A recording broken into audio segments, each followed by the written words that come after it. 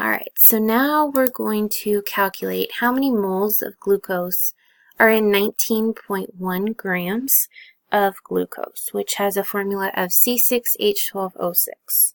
So we have our 6 carbons at 12.011.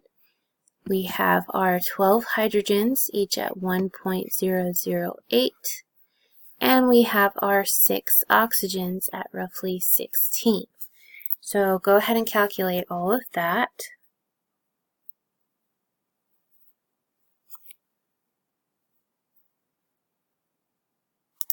So you should have found that your molar mass is 180.162 grams per mole.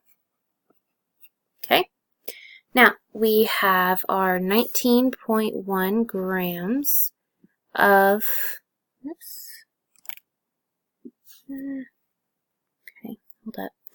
19.1 grams of glucose.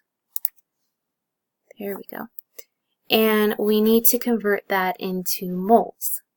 Okay, so we've got grams on top here, so we need to have grams on the bottom. So we put our 180.162 grams on the bottom, and then 1 mole on top. Grams will cancel, leave us with moles. Okay, so it's 19.1 divided by 180.162.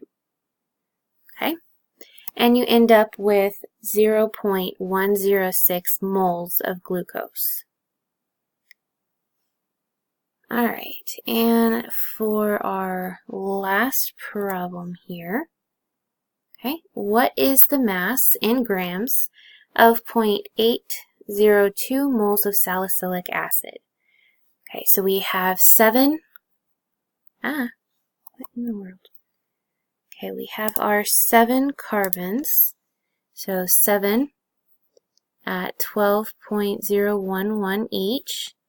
We have our 6 hydrogens at 1.008 each, and we have our 3 oxygens at 16 each. So go ahead and calculate that.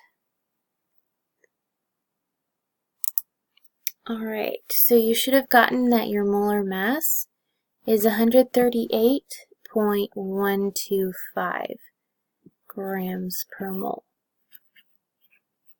Okay?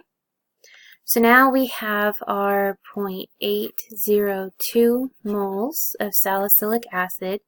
We know that it has a molar mass of 138.125, and that's grams over 1 mole. Cancel moles, you're left with grams. There's a decimal point there.